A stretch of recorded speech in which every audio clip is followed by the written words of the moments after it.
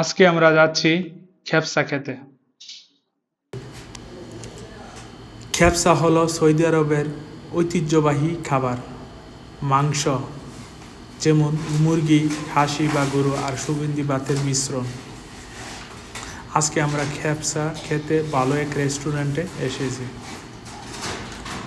আর এই ভিডিও করার উদ্দেশ্য হচ্ছে আমরা এই ভিডিওর মাধ্যমে ডলার উপার্জন করতে পারবো, ফেসবুক থেকে আয় করতে পারবো। এই জন্য আপনাদের দেখানোর উদ্দেশ্য।